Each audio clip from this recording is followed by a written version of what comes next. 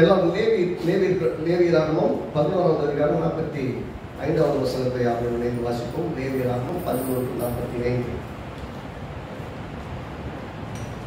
லேவியராகமம் 11:45 யாவரும் நினைந்து வாசிப்போம். நான் உங்கள் தேவனாய் இருக்கும்படி உங்களை எகிப்து தேசத்திலிருந்து வர பண்ணின கர்த்தர். நான் பரிசுத்தர், ஆகையால் நீங்களும் பரிசுத்தராய் இருப்பீர்களாக. திரும்ப வாசிப்போம். நான் உங்கள் தேவனாய் இருக்கும்படி உங்களை எகிப்து தேசத்திலிருந்து வர பண்ணின கர்த்தர். நான் பரிசுத்தர், ஆகையால் நீங்களும் பரிசுத்தராய் இருப்பீர்களாக அப்படின்னு தேவன் சொல்றாங்க. அப்படின்னா நான் ஹோலி, ஆகவே நீங்களும் ஹோலியா இருங்க அப்படின்னு சொல்றாங்க. போன வாரத்தில் பார்த்தோம், எதெல்லாம் பரிசுத்தம் நம்ம நினைச்சிட்டு இருக்கிறோமோ அதெல்லாம் பரிசுத்தம் கிடையாதுங்கிறத பற்றி பேசுவோம். அப்படின்னா எதெல்லாம் பரிசுத்தம் இல்லைன்னு சொன்னால், பரிசுத்தம் என்பது நான் உடுத்தும் உடையிலையும் சாப்பிட்ற சாப்பாட்டுலையும் கிடையாது. இந்த வசனத்திலே பார்த்தீங்கன்னா முன்னாடி இருக்கிறதுல எதெல்லாம் சாப்பிடக்கூடாதுன்னு சொல்லிட்டு நான் பரிசுத்தம் நீங்களும் பரிசுத்தமாக இருக்குன்னா என்ன சொல்ல வர்றாரு? அப்போ நான் இதெல்லாம் சாப்பிட்றது இல்லப்பா, அதில் நீ சாப்பிட வேணாம்னு சொல்லணும். சாப்பிட்றதுனால தீட்டுப்பட்டுருவேன், நான் இது சாப்பிடாம இருக்கேன் நீ சாப்பிடப்பா. அவர் என்ன சாப்பிட்றாரு? அவர் எதுவுமே சாப்பிட்றது இல்லை. இதை சாப்பிடுறது இதை சார்ந்ததால என்ன ட்ரெஸ்ஸு போடுறீங்க இருக்குல்ல, என்ன ட்ரெஸ்ஸு போடலாம்.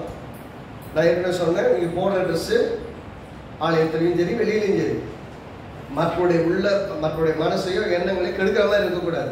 அதுதான், அதாவது கனமுள்ள விதத்தில் ஊருக்கு கொடுத்துட்டு போனோம், அதை எதிர்பார்க்கும். அது எல்லாருக்குமே தேவையானது. ஆனால் இங்கே கர்த்தர் உடையை பற்றி முக்கியத்துவப்படுத்தலை, சாப்பிட்ற சாப்பாடை பற்றி முக்கியத்துவப்படுத்தலன்னு போன வார்த்தை பார்த்தோம். ரெண்டாவது விஷயம் எதெல்லாம் பரிசுத்தம் இல்லை, முதல்ல சாப்பிட்ற சாப்பாடு பரிசுத்தமானது, பரிசுத்தம் இல்லைன்னு கிடையாது. பரிசுத்தம் சாப்பிட்றதுலையும் ட்ரெஸ்லையும் கிடையாது. ரெண்டாவது, சபையில் ஊழியம் செய்கிறவங்க தான் பரிசுத்தவான்கள், மற்றவங்களாம் ஒரு பரிசுத்தவான்கள் கிடையாது. வேதம் மொத்தமாக ஒரு சபையவே எப்படி தான் அழைக்குதுன்னா பரிசுத்தவான்கள் தான் அழைக்குது. ஆகவே ஊழியம் செய்கிறவங்கலாம் ஹை கிளாஸ் மக்கள், நம்ம ஊழியம் செய்யாதவங்களாம் லோ கிளாஸ் மக்கள். அதாவது ஒரு சர்ச்சிலே 2 டயர் இருக்குது. ஃபர்ஸ்ட் டயர் மக்கள் வந்து ஊழியம் செய்கிறவங்க, செகண்ட் டயர் மக்கள் வந்து விசுவாசிகள். அப்படிலாம் கிடையாது. கர்த்தருடைய சரீரமாகிய சபையிலே நீங்களா இருந்தாலும் நானா இருந்தாலும், ஊழியம் செய்கிற நானா இருந்தாலும், விசுவாசிகளாக இருக்கிற நீங்களா இருந்தாலும் ஒரே அவயங்கள் தான். அப்படின்னா சரீரமாகிய சபையில எல்லாரும் அவயம் வைக்கும் போது ஊழியம் செய்கிறவங்களுக்கு ஸ்பெஷல் கேட்டகரி, ஊழியம் செய்யாதவங்களுக்கு வேற கேட்டகரிலாம் கிடையாது. கிறிஸ்துவுக்கள் நாம் எல்லாரும் ஒன்று. ஆகவே நீங்க இவங்கெல்லாம் பரிசுத்தவான்கள், ஆகவே அவங்கள அப்படி பரிசுத்தமா நிறைய பேர் எதிர்பார்ப்பாங்க, அவங்கள பரிசுத்தவான்கள் பரிசுத்தமா இருக்கணும் அப்படின்னு. எத்தனை பேர் ஊழியக்காரங்களை பார்த்துங்க ரொம்ப பரிசுத்தமா இருக்கிறாங்க. ஆல்வேஸ் தவறு செய்யத்தான் செய்யறாங்க, ரைட்டா? ஆனால் கர்த்தர் நல்லவர். ஆனால் ஒவ்வொரு முறையும் அவரை தூக்குகிறான், பலப்படுத்துகிறான், சரி பண்ணுகிறான், தேவ நோக்கத்துக்கு வாழ உதவி செய்கிறான். அப்படின்னா விசுவாசிக்கு அந்த நிலைமை தான், ஊழியக்காரங்க அந்த நிலைமை தான். அப்படின்னா ஏன்னா அவனும் சரீரத்தில் தான் வாழ்றான், விசுவாசியும் சரீரத்தில் வாழ்றாங்க. ஆகவே சபையில் உள்ள ஊழியம் செய்கிறவங்க மூப்பர்கள் அவங்க தான் பரிசுத்தவான்கள், நாமெல்லாம் கிடையாது அப்படின்னா நம்மளை பிரித்து பார்க்குற அந்த மனநிலை இருக்கக்கூடாது. அது அப்படிப்பட்ட அது பரிசுத்தமான விஷயமும் கிடையாது. அதன்படியே நம்முடைய வாழ்வில் நம்முடைய வாழ்க்கையில சுய முயற்சியினால் ஏற்படக்கூடிய பரிசுத்தம் கிடையாது. நான் பரிசுத்தமா இருக்க போறேன்னு சொல்லி ஒவ்வொரு முறை முயற்சி பண்ணி தோத்து போனதுக்கு அப்புறம் சீப்போ கர்த்தருக்காக வாழ்றது என்னால் முடியல, கர்த்தரோட வாழவே முடியாது, ஓடி போறதுக்காக கிடையாது. சுய முயற்சியின் பரிசுத்தம். அதனால வேதம் சொல்றது நம்முடைய நீதி எல்லாம் அழுக்கான கந்தை. சுயமா நம்ம எடுக்கிற முயற்சியினால ஒரு பெருசா பரிசுத்தமாக முடியாது, தேவன் தான் நம்மை பரிசுத்தமாக்குகிறார். அதனால வேதம் சொல்றது நான் தான் உன்னை பரிசுத்தமாக்குறவர். நான்காவது பார்த்தோம், பரிசுத்தம் என்பது கனமான, அதாவது ஒரு ஸ்டாண்டர்டு கிடையாது. இப்படிதான் இருக்கணும் அப்படிங்கிற ஒரு ஸ்டாண்டர்டை பிக்ஸ் பண்ணி இருக்குது. அந்த ஸ்டாண்டர்டை விட்டு நீ வந்துட்டனாலே நீ பரிசுத்த குலைச்சல் ஆயிட்ட, அந்த ஸ்டாண்டர்டை விட்டு கீழே வந்துட்டாலே நீ பரிசுத்தமா இல்லை அப்படின்னு சொல்றதுக்கு இல்லை. ஏன்னா பரிசுத்தம் என்பது ஒரு கனமான ஸ்தானம் கிடையாது, ஒரு ஹோலி லைஃப்கான ஸ்டைலுக்காக கொடுக்கப்பட்டது கிடையாது. ஐந்தாவதாக பார்த்தோம், பரிசுத்தம் என்பது நான் நினைச்சா நான் பரிசுத்தமா வாழ்வேன் அப்படின்னு செல்ஃப் வில், அதாவது சுய இது இருக்கு இல்லையா, சுய போஸ்டிங் இருக்கு இல்லையா, சுய பெருமை, தற்பெருமையில நான் நினைச்சா தெரியுமா எல்லாத்தையும் விட்டுருவேன், நான் நினைச்சா தெரியுமா ஒரே நாள் எல்லாத்தையும் போட்டுருவேன், நான் நினைச்சா தெரியுமா வெற்றியா வாழ்ந்துருவேன் அப்படின்னு பேசுறாங்க இல்லையா. பரிசுத்தமா வாழ்வேன், அதெல்லாம் முடிகிற விஷயமே கிடையாது. அதனால ரோமருக்கு 7வது அதிகாரம் சொல்றாரு, நான் எல்லாம் முயற்சி பண்ணி பார்த்துட்டேன், கர்த்தருக்காக வாழணும்னு ஆசை, எல்லாம் செய்யணும்னு ஆசை, ஆனால் எதுவுமே என்னால் செய்ய முடியலன்னு பவுல் சொல்றாங்க. கலாத்தியர் 5:17 பார்த்தோம். ஆக இந்த 5 விதங்களில் பார்க்கும்போது பரிசுத்தம் என்பது நம்ம இருக்கிற சாப்பாட்டுலேயும் ட்ரெஸ்லேயும் கிடையாது. பரிசுத்தம் என்பது ஊழியம் செய்கிறவங்களுக்கு தான் இருக்குது, ஊழியம் மற்றவங்களுக்கெல்லாம் கிடையாதுன்னு கிடையாது. நம்முடைய சுய பரிசுத்தமும் பரிசுத்தமாய் இருக்காது. ஆக சுய பரிசுத்தத்துக்காக முயற்சி செய்வதை விட கர்த்தருடைய கிருபையிலே பரிசுத்தமாய் வாழ முயற்சி செய்வதுதான் ஞானம். பரிசுத்தம் என்பது கனமான ஒரு ஸ்தானம் என்று கொடுக்கப்பட்டு அந்த ஸ்தானத்தை விட்டு நிக்கலாங்கன்னா அவங்களாம் போச்சு அப்படிலாம் கிடையாது. கர்த்தர் நம்ம பரிசுத்தப்படுத்தி இருக்கிறார், இன்னும் பரிசுத்தமாக வேண்டும் என்று விரும்புகிறார். அதனால வெளிப்படுத்தும் விசேஷத்துல வாட்சம் 22 கடைசியில என்ன சொல்றாரு, பரிசுத்தம் இன்னும் பரிசுத்தமாகுது. 5வது விஷயத்துல நாம் நினைச்சா பரிசுத்தமா இருக்கணும் அப்படிங்கிறதெல்லாம் சும்மா ஜிம்னாஸ்டிக், அந்த வேலையெல்லாம் வேண்டாம். அப்படி நினைக்கிறவங்க எல்லாம் தோத்து போயிட்டாங்க. நான் நினைச்சா நான் செஞ்சா அப்படின்றவங்க எல்லாம். ஆகவே பரிசுத்தம் என்பது இல்லை என்பதையெல்லாம் பார்த்தோம். இப்ப பரிசுத்தம்னா என்ன அப்படின்னு சரி இதெல்லாம் இல்லைன்ட்டு அப்ப பரிசுத்தம் என்னப்பா சொல்ல வர அப்படின்னு கேட்டீங்கன்னா, பரிசுத்தம் என்றால் 4 காரியங்களை உள்ளடக்கியது. It includes four ingredients or 4 variants. 4 விதமான காரியங்கள் உள்ளடங்கி இருக்கிறது. பரிசுத்தம் என்றால் பிரித்தெடுக்கப்படுவது, செப்பரேட் ஃப்ரம் த வேர்ல்ட், உலகத்திலிருந்து அல்லது ஒரு நோக்கத்திற்காக ஒரு பர்பஸ்க்காக எல்லாவற்றினுடைய தேவன் ஒரு மனிதனை பிரித்தெடுப்பதுதான் பரிசுத்தம். பிப்ளிக்கலா ஒரிஜினல் மேனுஸ்கிரிப்ட்ல இருந்து எங்க எடுத்து பார்த்தீங்கன்னாலும் பரிசுத்தம் என்று சொன்னால் முதல் விஷயம் பரிசுத்தம் சொன்னால் பிரித்தெடுக்கப்படுவது தான். பிரித்தெடுக்கப்படுவது. 2வது ஆவியினால் நிரப்பப்படுவது. அனாயிண்டிங் சொல்லுவாங்கல்ல, anointed to preach the good news to the poor. ஏசாயா 61 பாத்தீங்கன்னா இயேசு பற்றி சொல்லும்போது ஏசாயா 61:1-2 பாத்தீங்கன்னா கர்த்தராகி தேவனுடைய ஆவியானவர் என் மேல் இருக்கிறார், தரித்திரருக்கு சுவிசேஷத்தை அறிவிக்கும்படி அவர் என்னை அப்படின்னா என்ன சொல்லுவாங்கன்னு சொன்னா ஆவியினால் அவர் நிரப்புறது எதுக்கு, சுவிசேஷத்தை அறிவிக்கிறதுக்காக. that he is separating him to proclaim the good news to the poor. உலகத்தில் உள்ள மக்களுக்காக சுவிசேஷத்தை அறிவிக்க அபிஷேகம் பண்ணினார் அல்லது ஆவியினால் நிரப்பினார். அதனாலதான் அப்போஸ்தலர் 10:38 சொல்கிறது, நசரேயனாகிய இயேசுவை தேவன் பரிசுத்த ஆவியினாலும் வல்லமையினாலும் அளவில்லாமல் நிரப்பி இருந்தார். ஆகவே அவர் நன்மை செய்கிறவராய் பிசாசின் பிடியில் அகப்பட்ட யாவரும் விடுவிக்கிறவராய் சுற்றி திருந்தார்னு வேதம் சொல்லுங்க. உங்களுக்கு சொல்றதுடைய அர்த்தம் புரியணுங்கிறதுக்காக தான் இடையில சில வசனங்களை சொன்னேன். 3வதாக பரிசுத்தமான நடக்கை, ஹோலி லைஃப் ஸ்டைல். பரிசுத்தமான நடக்கை உள்ளடக்கியது. மொத்தம் என்ன பண்றாங்கன்னா அந்த பரிசுத்தமான நடக்கைங்கிறத மொத்தமாவே அப்படின்றாங்க. பரிசுத்தமான நடக்கை என்பது அதுவும் இன்க்ளூடட் தான். அப்படின்னா நான் பரிசுத்தமாக்கப்பட்டுட்டேன்னு சொல்லிட்டு கண்ணாமண்ணன் வாழ முடியாது. பரிசுத்தமான வாழ்க்கை எனக்கு தேவை. 4வது விசேஷித்த தன்மை, ஸ்டாண்டர்ட். விசேஷமான ஒரு விதமான ஒரு ஸ்தானத்தை அல்லது ஒரு இடத்தை கொடுக்கிறார். உதாரணத்துக்கு பார்த்தீங்கன்னா லேவியர்கள் ஆசாரிகள் இருக்காங்கன்னா நான் பரிசுத்தமாக்கினவர்கள் சொன்னதுக்கு அப்புறம் பார்த்தீங்கன்னா they are unique from all other people. அவங்களுக்கு அபிஷேகம் பண்ணப்பட்டது, தனியாக வஸ்திரம் கொடுக்குறாங்க, தனியாக அவங்க மட்டும் தான் ஆராதனை செய்ய முடியும், அவங்க மட்டும் தான் பரிசுத்த ஸ்தலத்துக்குள்ள போக முடியும், மகா பரிசுத்த ஸ்தலத்துக்குள்ள பிரதானாசாரியர் மட்டும் தான் போக முடியும் அப்படின்னு சில காரியங்கள் வைத்திருக்கிறார். அப்படின்னா ஒரு விசேஷத்த தன்மை அவர்களுக்குள்ள வைத்திருக்கிறார் அல்லது விசேஷத்த விதமான ஆற்றல்களை வைத்திருக்கிறார். அவங்க மட்டும் போக முடியும். அப்படின்னா நீ முன்ன ஏதாவது பரிசுத்தம் இல்லைன்னு சொன்னதுக்கு இதுக்கு இன்டர்செக்ட் ஆகுமான்னு கேட்டீங்கன்னா அதுக்கு இதுக்கு இன்டர்செக்ட் ஆகும். அதுக்கு இதுக்கு வித்தியாசம் நிறையவே இருக்கு. எரேமியா தீர்க்கதரிசியின் புஸ்தகம் 1வது அதிகாரம் 5வது வசனத்தை நாம் யாவரும் வாசிப்போம். எரேமியாவுக்கு கர்த்தர் சொல்லுகிறார், சின்ன பிள்ளையா இருக்கும் போதே அவரை தாய் வயிற்றுல இருக்கும் போதே கர்த்தர் என்ன சொல்கிறாருன்னா 5வது வசனம் எல்லாம் சேர்ந்து வாசிப்போம். நான் உன்னை, எரேமியா தீர்க்கதரிசி புஸ்தகம் 1வது அதிகாரம் 5வது வசனம், நான் உன்னை தாயின் வயிற்றில் உருவாக்கும் முன்னே உன்னை அறிந்தேன், நீ கர்ப்பத்திலிருந்து வெளிப்படும் முன்னே நான் உன்னை பரிசுத்தம் பண்ணி உன்னை ஜாதிகளுக்கு தீர்க்கதரிசியாக கட்டளையிட்டேன் என்று சொன்னார். கொஞ்சம் பையன் வளர்ந்துட்டான், ஒரு வாலிப பையனா இருக்கிறார் எரேமியா. ஆண்டவர் பேசுறார், நீ போய் என்னுடைய எனக்காக நீ இருக்கிற, நீ போய் சுவிசேஷத்தை சொல்லு, எனக்காக நீ பேசு அப்படின்னு சொல்றாரு. இவர் சொல்றாரு, நான் சின்ன பையன், நான் பேசுன ஏற்றுக்க மாட்டாங்க, வராது அப்படி இப்படின்னு சொல்றாரு. அதுக்கு எப்படி ஆரம்பிக்கிறான்னா, எப்பா நான் இன்னைக்கு நான் உன்னை தெரிந்தெடுத்துக்கல, நீ கர்ப்பத்தில் உருவாக்கப்படும் முன்னாகவே நான் தெரிந்திருக்கிறேன், நீ தாயின் கர்ப்பத்தில் இருக்கும் போது உன்னை பரிசுத்தமாக்கி இருக்கிறேன். பரிசுத்தமாக்கி இருக்கிறேன் அர்த்தம் நல்லா சொல்லுங்க. பரிசுத்தமாக்கினா அங்க பாவியா இருந்தா உள்ள போய் பரிசுத்தமாக்கிட்டார் அப்படின்னு அர்த்தமா? அங்க பரிசுத்தப்படுத்தினார் என்று சொல்லும் போது it is I have separated you for this purpose. இந்த நோக்கத்துக்காக உன்னை தாயின் கர்ப்பத்தில் இருக்கும் போதே உன்னை பிரித்தெடுத்தேன். பரிசுத்தமா நீங்க பேசுற எல்லா இடத்துலையும் பாருங்க, எல்லா இடத்துலையுமே பரிசுத்தமைக்கிற வார்த்தைக்கு எதிர்மறையான வார்த்தை இருக்கு இல்லையா, ஹோலி அப்படின்னு சொல்றதுக்கு வந்து அன்ஹோலி அப்படிம்பாங்க சில சமயம், அன்கிளீன் சொல்லுவாங்க. ஆக்சுவலா கரெக்டான டேர்ம், பைபிள் படி கரெக்டான டேர்ம் என்னன்னு பார்த்தீங்கன்னா இட்ஸ் a காமன் திங். அதாவது பொதுவானது பரிசுத்தமானது, பரிசுத்தம் இல்லாதது பரிசுத்தமானது அப்படி கிடையாது. பொதுவானதிலிருந்து தேவன் பரிசுத்தமானதாய் பிரித்திருக்கிறார். உதாரணத்துக்கு சொல்ல போனீங்கன்னா உங்க தேவன் என்ன பண்றார், தனக்குன்னு சில காரியங்களை தேர்ந்தெடுக்கிறார். உங்க வீட்டிலயா இருக்கலாம், உங்க தொழிலையா இருக்கலாம், உங்க வாழ்க்கையா இருக்கலாம், உங்க பிள்ளைகளா இருக்கலாம்.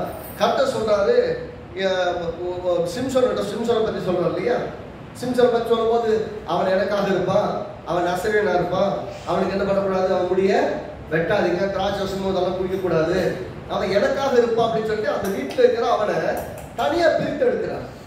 அதே போல ஒவ்வொரு காலகட்டத்திலும் வந்து ஒரு சில ஆட்களை வந்து தேவன் பிரித்து எடுப்பார். அந்த வீட்டில இருந்து அந்த சமுதாயத்திலிருந்து பிரித்து எடுப்பார்.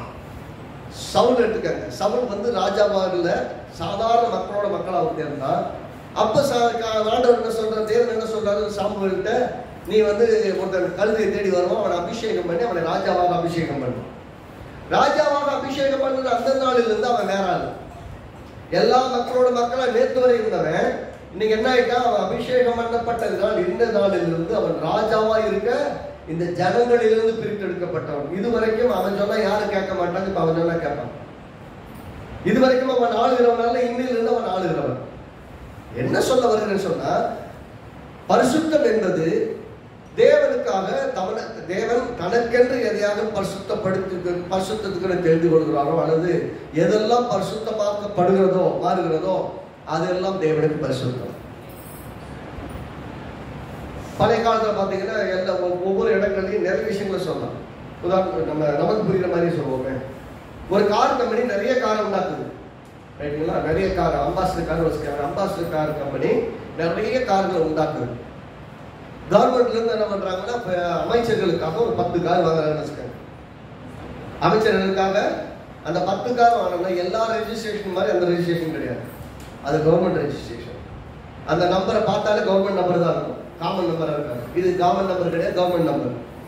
அதுக்கப்புறம் பாத்தீங்கன்னா அதுல பிரயாணம் போடுறாங்கன்னா அந்த காரு மேல ஹெட்லைட்ல மேல சிவப்பு விளக்கு பொருத்தி போகலாம், எல்லா காரிலும் பொருத்தி போக முடியாது, ஏன்னா அமைச்சர் போறாரு. அப்படின்னா எல்லா காரும் மேனுஃபேக்சர் பண்ணாங்க, ஆனால் இந்த காரு அதிகாரிகளுக்காக பிரித்தெடுக்கப்பட்டவர்கள், அமைச்சர்களுக்காக பிரித்தெடுக்கப்பட்டபடியால் அந்த கார் விசேஷித்தமானது. அப்ப என்னைக்கு அந்த கார் வந்து டிசைட் பண்ணிட்டு இந்த கார் வேணாம் அப்படின்னு தூக்கி போட்டுறாங்களோ அதுக்கப்புறம் அதுல என்ன பண்ண முடியாது, ரெட் லைட் எல்லாம் போட்டுட்டு சைடு எல்லாம் போட்டுலாம் வண்டியெல்லாம் போக முடியாது, அது அமைச்சர் போறான்னு சொல்லவே முடியாது. ஆக அத்தனை கார்கள் உற்பத்தி செய்யப்பட்டாலும் இது அரசாங்கத்தின் பயனுக்காக என்று பயன்படுத்துவதற்கு பிரித்து எடுத்தாங்கன்னா அதுல ஜீப் போட்டிருப்பாங்க, அது போனாலே கவர்மெண்ட் வண்டி எங்க பிடிக்க மாட்டாங்க, போலீஸ் கூட பிடிக்க மாட்டாங்க, எந்த நடுவில் எங்கேயும் தடை இருக்காது, மேலே சைரன் மாதிரி போகலாம். அதே மாதிரி நிறைய வேன் தயாரிக்கிறாங்க, சில வேன் ஆம்புலன்ஸுக்கு வைக்கிறாங்க, ஆம்புலன்ஸுன்னு வச்ச வேன் ஆம்புலன்ஸ் செட்டப் இருக்கும், அந்த வேன் போனால் யாரும் நிப்பாட்ட மாட்டாங்க, எவ்வளோ ஸ்பீடாக போவாங்க, எல்லாத்துக்கும் வழி விட்டுருவாங்க. அந்த வேன் வருதுன்னு சொன்னாலும் எல்லாரும் ப்ரேயர் ரிலைஸ் வாங்கி எதுக்கு, அது இந்த நோக்கத்திற்காக பிரித்து எடுக்கப்பட்டிருக்கு. அதை நான் பரிசுத்தமாக்கப்பட்டதுன்னு சொல்ல வரல, நமக்கு புரிவதற்காக சொல்றேன். எத்தனையோ வெஹிக்கிள்கள் உண்டாக்குனாலும் பிரித்தெடுக்கப்பட்ட வாகனம் பிரித்தெடுக்கப்பட்டது. அதே மாதிரி பில்டிங்கா இருக்கலாம், எல்லாமே இருக்கலாம். இந்த இடம் வந்து அரசு நிலம் அப்படின்னு சொல்லிட்டாங்கன்னா அந்த அப்பதான் அந்த இடத்துல யாரும் போய் கொட்டாக போட முடியாது. அதுபோல ஒவ்வொரு காரியத்திலையும் கர்த்தர் தமக்கென்று சில காரியங்களை பரிசுத்தப்படுத்திக் கொள்கிறார். உதாரணத்துக்கு சில வசனங்களை பார்ப்போம். யோசுவாவின் புஸ்தகம் 6வது அதிகாரம், இன்னும் கொஞ்சம் ஈஸியா புரியும். எதை பரிசுத்தம் என்று கர்த்தர் சொல்கிறார், பிரித்தெடுக்கப்பட்டது என்று சொல்கிறார் என்று பார்ப்போம். 17வது வசனத்தில் யோசுவா 6:17. மேலும் இந்த பட்டணமும் இதில் உள்ள யாவும் கர்த்தருக்கு சாபத்தீடா இருக்கும். நல்லா கவனிங்க, என்ன சொல்றாரு, இந்த பட்டணமும் இதில் உள்ள எல்லாம் எப்படி இருக்குமா, சாபத்தீடா இருக்கும். நான் அனுப்பின ஆட்களை ராகப் என்னும் வேசி மறைத்து வைத்தபடியால் அவரும் அவரோட வீட்டுக்குள் இருக்கிறவர்கள் அனைவரும் உயிரோட இருக்க கடவர்கள். சாபத்தீடானது ஏதாகிலும் எடுத்துக் கொள்ளப்படுகிறதுனாலே நீங்கள் சாபத்தீடாகாதபடிக்கும் இஸ்ரவேல் பாளையத்தை சாபத்தீட்டாக்கி அதை கலங்க பண்ணாதபடிக்கும் நீங்கள் சாபத்தி ஈடானதற்காக மாத்திரம் எச்சரிக்கையாயிருங்கள். என்ன சொல்றாரு? இது எனக்கு பரிசுத்தம் இல்லாதது, நான் பிரித்தெடுக்கல, இது சாபத்தீடானது. இந்த சாபத்தீடானதுல ஒன்றுல கூட நீங்க என்ன பண்ணக்கூடாது? கை வைக்க கூடாது, எடுக்காத. இது எல்லாமே சாபமானதுன்னு சொல்றாரு. இந்த சாபமானதை நீங்க தொட்டு நீங்க சாபத்தீடாய் மாறிடக்கூடாது. என்ன சொல்றாரு? நான் பரிசுத்தர், நீங்க எல்லாம் பரிசுத்தரா இருக்கீங்க. நீங்க பரிசுத்தரோடு கூட எழுந்திருந்துட்டு சாபத்தீடானவையில போய் கை வச்சு நீங்க சாபமா மாறிடாதீங்க. இவன் ஆசீர்வதிக்கப்பட்ட ஆதாம் சாபத்தீடா இருக்கக்கூடிய ஒன்று மேல கை வச்சதுனாலதான், அதை தொட்டு பறித்ததுனாலதான் மொத்த உலகத்துக்கு சாபம் வந்துச்சு. ரைட்டுங்களா? அதுபோல நான் பரிசுத்தர், நீங்க பரிசுத்தரா இருக்கிறீங்க. நீங்க எனக்குள்ள இருக்கிறீங்க. நீங்க ஒண்ணு போய் தொட்டீங்கன்னாலும் நீங்க அது எனக்கு சாபத்தீடுன்னு நான் சொன்னதை நீ போய் தொடக்கூடாது, நீ அதை எடுக்கக்கூடாது, அதில் பங்கடையக்கூடாது. சொல்ற 18 வருஷம் சாபத்தீடானது ஏதாயிலும் எடுத்துக்கொள்ளப்படுகிறதுனாலே நீங்கள் சாபத்தீடாகாதபடிக்கும் இஸ்ரவேல் பாளையத்தை சாபத்தீட்டாக்கி அதை கலங்க பண்ணாதபடிக்கும் நீங்கள் சாபத்தீடானதற்கு மாத்திரம் எச்சரிக்கையாகணும். உங்களை டிஃபைன் பண்ணிக்காதீங்க, உங்களை சாபத்தீடாக்கிக்காதீங்கன்றார். அடுத்த வசனம் பாருங்க. அதே பட்டணம் தான், அதுல இருக்கிற என்ன சொல்றாரு? இந்த பட்டணத்தும் இதில் உள்ள யாவும் கர்த்தருக்கு சாபத்தீடுன்னு 17 சொன்னவரு 19 சகல வெள்ளியும் பொன்னும் வெண்கலத்தினாலும் இரும்பினாலும் செய்யப்பட்ட பாத்திரங்களும் கர்த்தருக்கு பரிசுத்தமானவைகள். அதே சாபத்தீடான தேசம் தான். மொத்த தேசத்தில் உள்ளவைகளும் சாபத்தீடானவைகள் தான் சொன்னவரு. அதுல செப்பரேட் பண்றாரு. இதை அதுல இருக்கிற வெள்ளி பொண்ணு மற்ற பாத்திரங்கள் இரும்பினால் செய்யப்பட்ட பாத்திரங்கள் கர்த்தருக்கு பரிசுத்தமானவைகள், அவையும் கர்த்தரின் பொக்கிஷத்தில் சேரும். இப்ப ஒரே தேசம் தான், ஒரே இதுதான். அதுல இருந்து ஒண்ணு பிரிச்சு இதெல்லாம் ஆலயத்துல சேரும், இதெல்லாம் சேராது அப்படின்னு சொல்றாரு. அப்படின்னா எப்படி? அதாவது இது எரிகோ கோட்டைக்கு உள்ள போறதுக்கு முன்னாடி, எரிகோ கோட்டைக்கு உள்ள போறதுக்கு முன்னாடி அங்க ராதா பெண்ணக்கூடிய பெண் இதெல்லாம் காப்பாற்றுறாங்க. அந்த சாபத்தீடான அந்த தேசத்துல இந்த ஒரு பெண் தேவனை விசுவாசித்தபடியால் இந்த வேவுகாரர்களை பாதுகாப்பது நிமித்தமாக அவளும் அவள் குடும்பத்தினர் மட்டும் காக்கப்படுவார்கள் என்றால் அவர்கள் பரிசுத்தமாய் பார்க்கப்படுகிறார்கள். ஏன்னா தேவனை விசுவாசித்தார்கள், தேவனுடைய மக்களுக்கு உதவி செய்தார்கள், அவர்கள் காக்கப்பட்டார்கள். தேசம் முழுவதும் சாபத்தீடுல இருக்கு. ஆனால் அதுல இருக்கிற எரியால் தொட்டைனா சாபத்தீடு ஆயிரும். ஆனா அதுல இருக்கிற பொண்ணு வெள்ளி எல்லாம் பரிசுத்தமா இருக்கும். அது தேவனுடைய ஆலயத்துல சேரும். நான் கேட்கிறேன், தேவனுடைய ஆலயத்தை பொண்ணு வெள்ளி எல்லாம் வந்து சேர்ந்துடும். அதுக்கு பின்னாடி என்ன நடக்குதுன்னா, ஆகான்ற ஒருத்தன் வாசிக்க நேரம் இல்லை. 7ஆவது அதிகாரம் 11ஆம் வருஷத்துலையும் 19 26 வரைக்கும் எல்லாம் பார்த்தீங்கன்னா, அதில் பார்த்தீங்கன்னா யோசுவா 7ஆவது அதிகாரம் 11 16ஆவது அதிகாரத்தில் பார்த்தோம். யோசுவால இப்ப 16ஆவது அதிகாரம் 7ஆவது அதிகாரத்துல 11 19 26 வரைக்கும் உள்ள வசனங்களை நீங்க பாத்தீங்கன்னா, அதுல ஒருத்தன் போய் கொஞ்சம் இதெல்லாம் எடுத்து அதாவது தேவன் பரிசுத்தம் என்று தனக்கு நியமித்துக் கொண்டதை எடுத்து கொண்டு போய் பல்ல நோண்டி பறிக்க வச்சுட்டான். அவனுக்காக பிணைக்க எழுந்து போயிட்டு கல்ல வெட்டிட்டு வர வந்ததுக்கப்புறம் வந்ததுக்கு அப்புறம் நீங்க பாத்தீங்கன்னா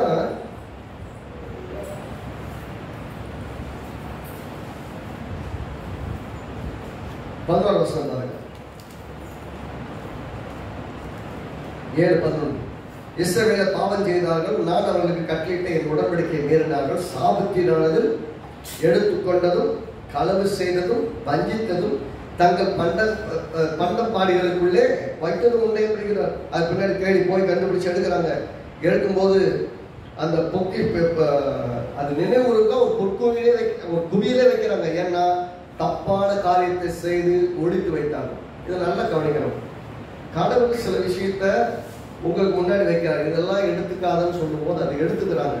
எடுத்துக்கிறது தவறு, அது பாவம் உள்ளதுன்னு சொன்னதுக்கு அப்புறமும் அதை செய்தார். தொடாது, இது பாவம் சொன்னதுக்கு அப்புறம் ஆதாம் விட்டான், அது உனக்கு பாவமா போச்சு. இந்த ஜனங்களுக்கு இதை தொடாது, இது எனக்கு பரிசுத்தமானது, இது சாபத்தினால் இது தொடாது, இது உனக்கு சாபம் வருதுன்னு சொன்னதுக்கு அப்புறமும் அதை எடுத்து வைத்ததுனாலே சாபத்தீட்டை இஸ்ரவேல் தேசத்துக்குள்ளே கொண்டு வந்த ஒரு ஆள் பண்ண தப்பு மொத்த சமஸ்த சபையுமே போராட்டத்தில் இருக்கு. அன்னைக்கு இஸ்ரவேல் ஜனங்கள்ல அத்தனை லட்சம் கூட்டங்கள் இருக்குது. இவங்க பண்ணதுனால கர்த்தர் எல்லாரும் மேலே கோபம் எடுத்துட்டார். ஒரு ஆள் தப்பு பண்ணாலும் நான் சொல்றேன், சரீரமாகிய சபையில ஒண்ணு தப்புன்னா மொத்தமா தப்புன்ற மாதிரி. ஆக மிகுந்த ஜாக்கிரதையோடு எதை செய்யக்கூடாது கர்த்தர் சொல்றாரு, செய்யாத தவிர்க்கிறது நல்லது. நீதிமொழிகளின் புஸ்தகம் 20ஆவது அதிகாரம் 25ஆவது வசனம். நீதிமொழிகள் 20ஆவது அதிகாரம் எல்லாரும் எடுத்துக்கொள்ள சேர்ந்து வாசிக்கலாம். நீதிமொழிகள் 20ஆவது அதிகாரம் 25வது வசனம். பரிசுத்தமானதை விழுங்குகிறதும் பொருத்தனை பண்ணின பின்பு யோசிக்கிறதும் மனுஷனுக்கு கம்மியா இருக்கும். என்ன சொல்றாரு? பரிசுத்தமானதை விழுங்குகிறதுனா தேவனுக்கு பரிசுத்தம்னு சொல்லப்பட்டது. அங்க என்ன எடுத்து வச்சுட்டாருன்னா, கர்த்தர் சொன்னாரு பொண்ணு வெள்ளி இந்த மாதிரி எல்லாம் இருந்ததுன்னா அதில் என்ன பண்ணணும்? ஆலயத்தை கொண்டு வைக்கணும்னாரு. அதுல எடுத்து வச்சுட்டாரு. இது கர்த்தருக்கு பரிசுத்தமானதுன்னு சொல்லப்பட்ட பின்பாக என்ன சொல்றாரு? பரிசுத்தமானதை விழுங்குறதும் பொருத்தனை பண்ணின பின்பு யோசிக்கிறதும் கண்ணியா இருக்கும். எல்லாருக்கும் ஒரு கேள்வி இருக்கும். பேதர் பார்த்து அநியமா பேரு அனனியா சபீரா இருக்காங்க இல்லையா? அனனியா சபீரா சொந்த பணத்தை வித்தாங்க, காப்பலா கொண்டு வந்து கொடுத்துருக்காங்க, சர்ச்சு கொண்டு வந்தாங்க. கொண்டு வந்தப்ப என்ன சொல்றாங்க? இவ்வளவுதான் கொண்டு வந்தியான்னு கேட்டா, ஆமா இவ்வளவுதான் கொண்டு வந்தேன். இவ்வளவுதான் வித்தியா? ஆமா இவ்வளவுதான் வித்தேன். மனதார போய் சொன்னாங்க. அது பேர் நீங்க ஒரு பணம் சேர்ந்து நாசமா போட்டோம் அப்படின்னு சொன்னோடனே அப்படியே என்ன பண்றாங்க? அங்கேயே துள்ளி விழுந்து இறந்துடுறாங்க, தூக்கிட்டு போயிடுறாங்க. யோசிச்சு பாருங்க, இன்றைக்கு காலகட்டம் அப்படி இருந்ததுன்னா எப்படி இருக்கும்? அது பாருங்க, வித்த பொருள் விற்கிற வரைக்கும் யார் பொருள்? அவங்க பொருள் தான். கர்த்தருக்கு என்ன பண்ணிட்டாங்க? அந்த பொருளை அர்ப்பணிச்சுட்டாங்க. இந்த பொருளை கர்த்தருக்கு அர்ப்பணிச்சாங்க. அர்ப்பணிச்சுட்ட பின்னாடி ஏன்டா அர்ப்பணிச்சுட்டோன்னு யோசிச்சாங்கன்னு என்ன ஆகும்? அதுதான் சார். அப்படின்னா பிரித்தெடுக்கப்படுது. என்னைக்கு நீங்க அர்ப்பணிச்சிருக்கீங்களோ, you are separating for God. கர்த்தருக்குன்று அது காணிக்கையா இருந்தாலும் சரி, பொருளா இருந்தாலும் சரி, ஒரு செயலா இருந்தாலும் சரி, உங்களோட வாழ்க்கையா இருந்தாலும் சரி, எதையாவது கர்த்தருக்குன்று நீங்க பிரித்தெடுத்த அப்புறம் இது கொஞ்சம் எனக்கும் வேணும்னு நீங்க யோசிச்சீங்கனாலே அது டோட்டலாகவே மிஸ்டேக் ஆகிடும். அதனால சொல்ற பரிசுத்தமானதை விழுங்குகிறதும் பொருத்தனை தெரிஞ்ச பின்பு யோசிக்கிறதும்.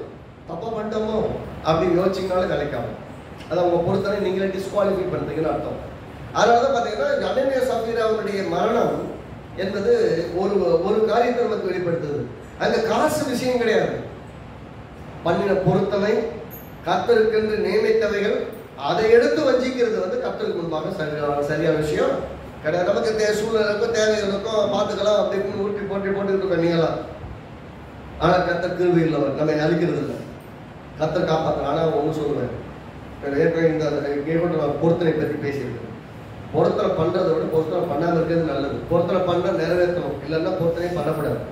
அதுல உண்மையா இருக்கணும். அப்படின்னா நம்மளை அர்ப்பணிக்கணும்னு வச்சுக்கோங்க. நம்ம பிள்ளை அர்ப்பணிக்க, இந்த பிள்ளை நான் ஊழியத்துக்காக கொடுக்குறதுக்கு அப்புறம் அந்த பிள்ளை ரொம்ப புத்திசாலியா வளருது, நல்ல ஞானமா வளருது, நல்ல வருமானம் சம்பாதிக்கும், நம்ம வீட்டுக்கெல்லாம் தேவைப்படும், இந்த பிள்ளை வேலைக்கு போகட்டும், வேலை செய்யட்டும், வருமானம் கொண்டு வரட்டும் நம்ம யோசிக்கணும்னு வச்சுக்கோங்களேன். அப்போ பண்ணின பொருத்தனை என்னாச்சு? ஆக பொருத்தனை பண்ணும்போது நீங்க இந்த பிள்ளைய அவருக்காக பிரித்து எடுத்து விடுவீங்க, பரிசுத்தப்படுத்தி விடுவீங்க. பரிசுத்தமானதுக்கு அப்புறம் அதை தூக்கி கொண்டு போய் எல்லாத்தையும் எடுத்து நீங்க யூஸ் பண்ணுங்க. காமன் திங் மாதிரி யூஸ் பண்ண முடியாது. அதை நாம் புரிந்து கொள்ள வேண்டும். தேவன் நம்மை பரிசுத்தமாக்கி இருக்கிறார், நீதி எடுத்திருக்கிறார், நம்மை நீதிமன்றமாக்கி இருக்கிறார். ஆகவே நம்ம விசுவாசத்தோடு கூட காரியங்களை செய்ய வேண்டும் என்பது மொத்த எதிர்பார்ப்பு. இரண்டாவது காரியம் சொன்னேன் இல்லையா? முதல் விஷயம் பரிந்தெடுக்கப்படுவது, இரண்டாவது விஷயம் ஆவியினால் நிரப்பப்படுவது. பரிசுத்த ஆவியினால் நிரப்புதல். மத்தேயு எழுதின சுவிசேஷம் 12வது அதிகாரம் 18வது வசனம். இயேசுவை பற்றி தேவன் சொல்கிற வார்த்தை. மத்தேயு 12:12. இதோ நான் தெரிந்து கொண்ட என்னுடைய தாசன், என் ஆத்மாவுக்கு பிரியமாய் இருக்கிற என்னுடைய நேசன், என் ஆவியை அவர் மேல் அமரச் பண்ணுவேன், அவர் பிரஜாதிகளுக்கு நியாயம் அறிவிப்பார். இதோ நான் தெரிந்து கொண்ட என்னுடைய தாசன், என் ஆத்மாவுக்கு பிரியமா இருக்கிற என்னுடைய நேசன், என் ஆவியை அவர் மேல் அமர பண்ணுவேன். அப்படின்னா இயேசு கிறிஸ்துவை பரிசுத்த ஆவியினாலே ஞானஸ்நானத்துக்கு அறியறவங்க நிரப்பினார் இல்லையா? அந்த நிரப்பின விஷயத்த எப்படி சொல்றாருன்னா, அவர் எனக்கு ரொம்ப பிரியமானவர், எனக்காக பிரித்தெடுக்கப்பட்டிருக்கிறவர், ஆகவே என்ன பண்ணுவேன், அவர் மேல என் ஆவியை அமர பண்ணுவேன்னு சொல்றாரு. பரிசுத்த ஆவி எங்கும் இருக்கிறார், எல்லா இடத்துலயும் பரிசுத்த ஆவி இருக்கிறார். ஆனால் என்றைக்கு ஒருவருக்குள் வருகிறாரோ அன்றைக்கு அந்த மனிதர் பிரித்தெடுக்கப்பட்டவர். நீங்க என்னைக்கு ஆண்டவராக இயேசுவை ஏற்றுக்கொள்ளாமல் சுத்துறீங்களோ அது வரைக்கும் ஆழ்மையான உங்களுக்குள்ள வர முடியாது. ஆனா உங்களை வழி நடத்துவார். இயேசுவை ஏற்றுக்கொள்ளுங்க, இயேசுவோட ஐக்கியப்படுங்க, இயேசு உங்களுக்கு தேவைங்கிறது சொல்லி கொடுத்துட்டே இருப்பார். ஆனால் என்றைக்கு இயேசுவை ஏற்றுக்கொண்டு இயேசுடத்துல வருகிறீங்களோ அன்னைக்கு நீங்கள் இயேசுடைய பிள்ளையாய் மாறும்போது என்ன நடக்குது? உள்ளே ஆவிக்குரிய ரீதியிலே ஒரு பெரிய மாற்றம் நடக்குது. ஆவியான உள்ள வந்துடுறாரு, பழைய மனிதன், மரித்து போன மனிதன் எடுக்கப்படுகிறான், புதிய மனிதன் உருவாகிறான். இப்ப எப்படின்னா கிறிஸ்துவின் சாயலுக்கு ஒப்பாய் இருக்கிற பரிசுத்த ஆவியானவர் நமக்குள்ள வாசம் பண்ணி எப்படி இருக்கிறாரோ பரிசுத்த ஆவியானவர் வாழ்றார். அதனால சொல்றது ஒரு கிறிஸ்துவுக்குள்ள இருந்தால் புது சிருஷ்டியா இருக்கிறான். பழையவர்கள் எல்லாம் மனிதர்கள் எல்லாம் அப்படின்னா பழைய எங்க போயாச்சு, மொத்தமா போயாச்சு, டிஸப்பியர்ட். இப்ப யாரா இருக்கிறாங்க? இப்ப எல்லாம் புதிதா இருக்கிற புது மனிதன். யாரு? கிறிஸ்துவின் சாயலுக்கு ஒப்பா இருக்கிற கிறிஸ்துவனுடைய ஆவியானவர். அப்ப ஆவியான உள்ள வந்ததுக்கு அதனாலதான் சொல்றேன், முன்னே நீங்க செய்ய முடியாத இப்ப செய்ய முடியும். முன்ன நீங்க வெற்றிகரமா செய்ய முடியாத எல்லாவற்றையும் இப்ப செய்ய முடியும். காரணம் ஆவியான உள்ள இருக்கிறாங்க. அப்படின்னா வசனத்தை கேட்டு, வசனத்தை கேட்டு என்னைக்கு ஆண்டவராகிய இயேசுவை விசுவாசித்து அவருடைய சத்திய வசனத்தை கேட்டு, எபேசியர்கள் நிருபம் 1வது அதிகாரம், எபேசியர்கள் நிருபம் 1வது அதிகாரம் 13-14 நம்ம எல்லாரும் சேர்ந்து வாசிக்கலாம். எபேசியர்கள் நிருபம் 1வது அதிகாரம் 13-14. நீங்களும் உங்கள் ரட்சிப்பின் சுவிசேஷமாகிய சத்திய வசனத்தை கேட்டு விசுவாசிகளான போது வாக்குத்தத்தம் பண்ணப்பட்ட பரிசுத்த ஆவியால் அவருக்குள் முத்திரை போடப்பட்டீர்கள்.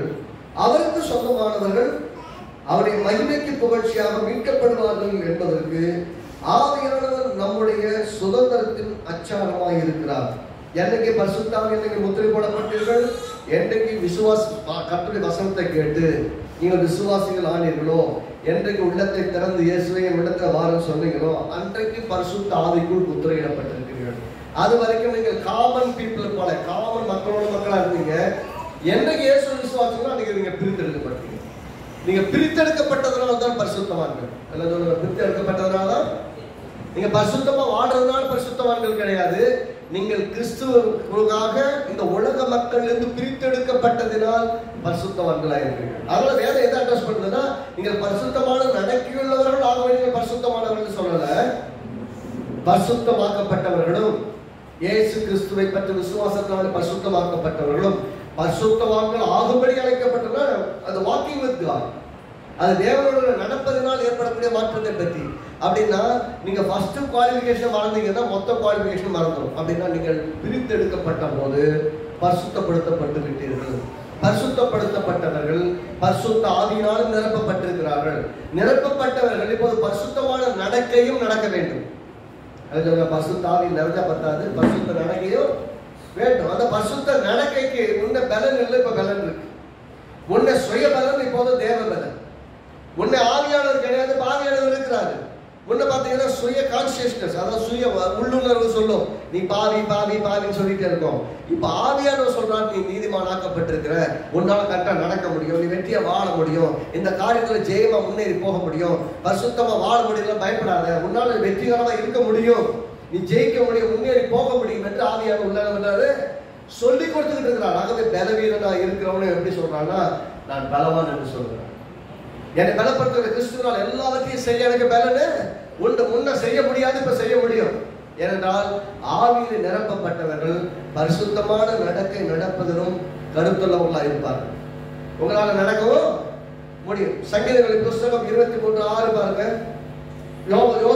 யோவான் எழுதின சுவிசேஷம் 7:38 பாருங்க, 2 ராஜாக்கள் 3:17 பாருங்க. இது எல்லாத்தையுமே பார்த்தீங்கன்னா அது பிரித்தெடுக்கப்பட்டு அபிஷேகம் பண்ணப்பட்ட பின்பாக ஆவியானவர் ஒரு பெரிய வல்லமையினாலே ஒரு பலனாக நிரப்பப்பட்டதுனால பார்த்தா சங்கீதத்தில் சொல்றாரு, என் சத்துருக்களுக்கு முன்பாக என் தலை எண்ணெயால் அபிஷேகம் பண்ணது, என் பாத்திரம் நிரம்பி வருகிறது என்று சொல்லுகிறான். யோவான் 3:34 பார்த்தீங்கன்னா தேவனால் எழுப்பப்பட்ட மனுஷன் இருந்தால் அப்படின்னு சொல்லுது. தேவனால் எழுப்பப்பட்ட மனுஷன் சொல்வது he has been shed by God for the divine purpose of God.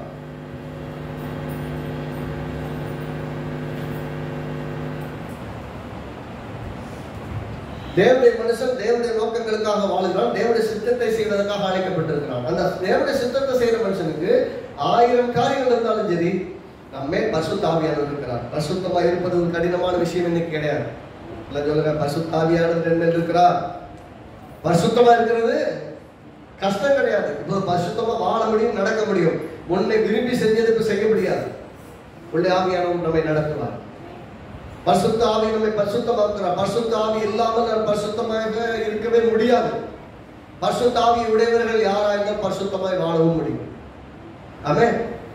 பரிசுத்தமான நடக்கைன்னு சொல்லும்போது 1 பேதுரு மூன்றாவது காரியம் பரிசுத்தமான நடக்கை. 1 பேதுரு 1வது அதிகாரம் 15வது வசனம்.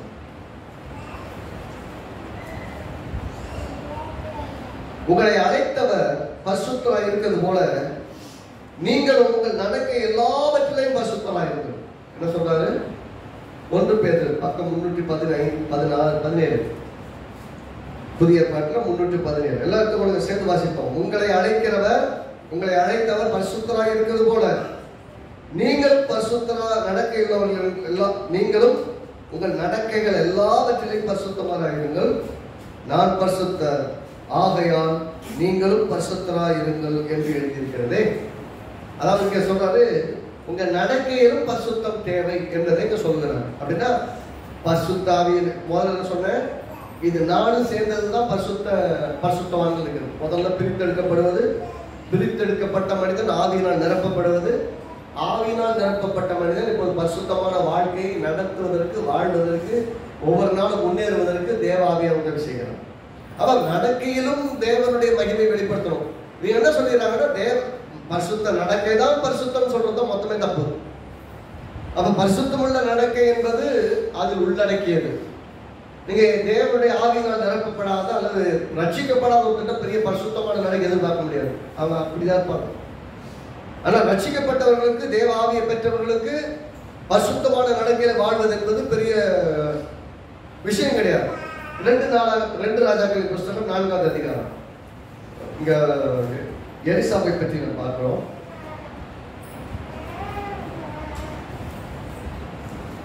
2 ராஜாக்கள் 4வது அதிகாரம்.